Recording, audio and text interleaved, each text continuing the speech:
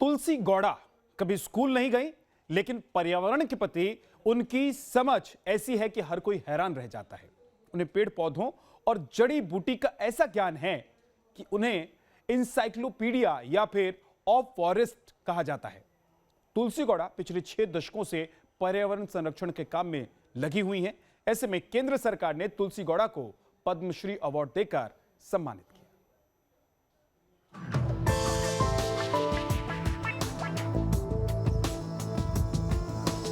जंगल में रहकर पेड़ पौधों और जड़ी बूटियों की ऐसी समझ के बड़े बड़े जानकार हैरान रह गए। स्कूल में जाकर कभी ABCD नहीं सीखी, लेकिन पर्यावरण संरक्षण का ऐसा जज्बा है कि दुनिया उनकी कोशिशों को सलाम कर रही है।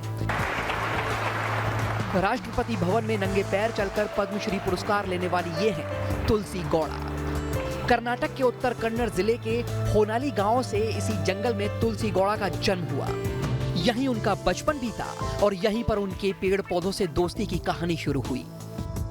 ಯಾವಾಗೂ ನಂಗೆ ಗಿಡ ಮರ ಅಂದ್ರೆ ನಮಗೆ ಗಿಡ ಮರ ಬೆಳೆದ್ರೆ ನಮಗೆಲ್ಲ ಖುಷಿ. ನಮ್ಗೆ ಕಟ್ಟಿಗೆ ಬೇಕು, ಚೊಪ್ಪು ಬೇಕು, ಚೌಜ್ ಬೇಕು, ಎಲ್ಲ ಬೇಕಾಗ್ತದೆ.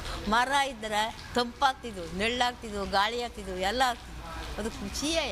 ನಮ್ದು ಒಂದು ವರ್ಷಿಗೆ ಒಂದು 60,000 70,000 ಗಿಡ ನೆಡ್ತೀವಿ ನಾವು ನಾವೇ ಮಾಡಿದೆ। तुलसी गौड़ा जब 3 साल की थी तो पिता का निधन हो गया। तब वो माँ के साथ सरकारी नर्सरी की रखरखाव करती थी। जहाँ कहीं भी बीज मिले तो वो उन्हें लगाती रही। उन्हें तभी समझ आ गया था कि पेड़ पौधे पर्यावरण के लिए कितने जरूरी हैं।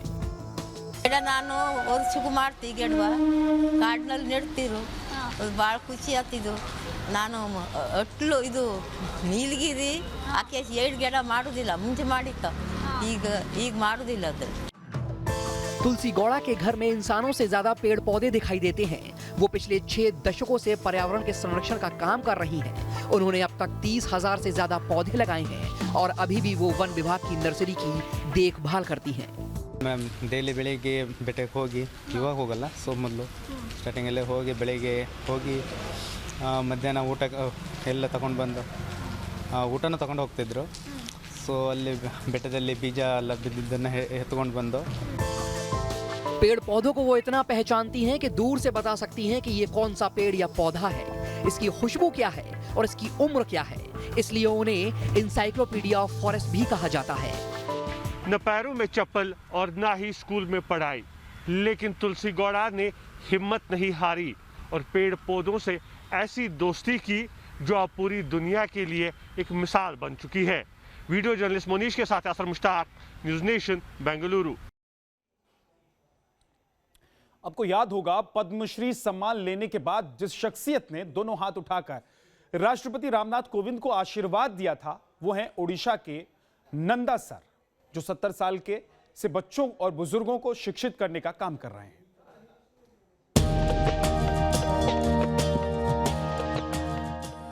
शिक्षा जिंदगी का अंधेरा दूर कर सकती है। इसी मिशन के साथ ओडिशा के रहने वाले नंदा पृष्टि 70 साल से बच्चों और बुजुर्गों को शिक्षा दे रहे हैं। मेरे पीछे की ये वो तस्वीर है जो बेहद खूबसूरत है। आज से 70 साल पहले नंदा सर को ये बात सताई जा रही थी कि उनके गांव के लोग क्यों अंगूठा लगाते हैं। लिहाजा उन्होंने 7 दशक पहले उस परंपरा को शुरू किया जिसे आप चटसाली परंपरा कहते हैं। ये वो परंपरा उम्र की इस दहलीज में कहीं ख़त्म ना हो जाए, इसके लिए उन्होंने अपने 2 शिष्यों को खड़ा किया। ये वो शिष्य हैं जो अब इस परंपरा को आगे ले जाएंगे। इसी परंपरा के मद्देनज़र केंद्र सरकार ने इन्हें पद्म पुरस्कार भी प्रदान किया। 102 साल के नंदा पृष्टि ओडिशा के जाजपुर जिले के कंतिरा गांव के रहने वाले हैं। वो रोज सुबह अपने आसपास के बच्चों को पढ़ाते हैं। वो एक गैर पारंपरिक स्कूल चलाते हैं। ओडिशा में इसे चटशाली परंपरा के नाम से जाना जाता है। हर दिन सुबह बच्चे उनके घर के बाहर जमा होते हैं। इसके बाद पेड़ के नीचे बच्चों को उड़िया शब्द ज्ञान के साथ ही गणित भी पढ़ाया जाता है। नंदा सर शाम को 6 बजे अशिक्षित बुजुर्गों को भी पढ़ाने का काम करते हैं। खास बात ये कि वो इसके लिए बच्चों और बुजुर्गों से कोई फीस नहीं लेते। उनके इसी योगदान के लिए राष्ट्रपति रामनाथ कोविंद ने उन्हें पद्मश्री से नवाजा। जब उन्हें पद्मश्री दिया गया तब उन्होंने दोनों हाथ ऊपर उठाकर राष्ट्रपति को आशीर्वाद भी दिया। जिसकी तस्वीरें राष्ट्रपति भवन ने भी ट्वीट की थी। पढ़ौती खुशी मने मु जोंती छुआ हुआंतु सेंती। आपको जानकर हैरानी होगी कि आर्थिक तंगी के कारण नंदा सर को 7वीं क्लास के बाद पढ़ाई छोड़नी पड़ी थी। उस समय वो अपने चाचा के साथ रहकर पढ़ाई कर रहे थे। इसके बाद उनके चाचा नौकरी के लिए कटक चले गए। ऐसे में उनके माता पिता ने घर पर ही खेती के काम में हाथ बटाने के लिए अपने पास ही रख लिया। लेकिन अलग सोच और जज्बे के चलते नंदा सर किताबी ज्ञान से हटकर समाज में कैसे रहा जाता है, उसकी तालीम दे रहे हैं। Team news nation.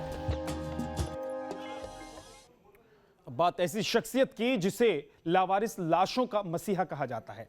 अयोध्या के रहने वाले मोहम्मद शरीफ अब तक 3000 से ज्यादा लावारिस लाशों का अंतिम संस्कार कर चुके हैं। उनकी इस इंसानियत के लिए राष्ट्रपति ने उन्हें पद्मश्री देकर सम्मानित किया। इंसानियत की ऐसी मिसाल जिसके आगे कभी धर्म आड़े नहीं आया। कभी ये नहीं देखा कि मरने वाला हिंदू है या मुसलमान। बस उनका एक ही मिशन रहा कि हर लावारिस लाश का अंतिम संस्कार करना है। ये हैं अयोध्या के रहने वाले मोहम्मद शरीफ, जिन्हें लोग लावारिस लाशों का मसीहा कहते हैं। जब वो पद्मश्री पुरस्कार लेकर अयोध्या पहुंचे तो उनका स्वागत किया गया। इस अवार्ड के लिए शरीफ चाचा ने पीएम मोदी और राष्ट्रपति रामनाथ कोविंद की तारीफ भी की।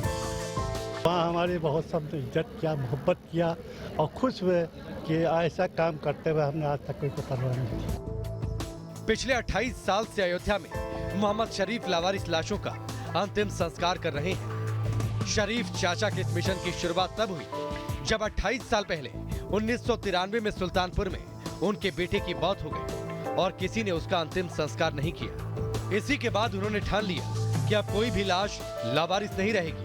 वो अब तक 3000 से ज्यादा लावारिस शवों का अंतिम संस्कार कर चुके हैं। वाकई शरीफ चाचा ने इंसानियत की अनोखी मिसाल पेश की है और इलाके के लोग उन्हें शरीफ चाचा के नाम से बुलाते हैं। Team news nation.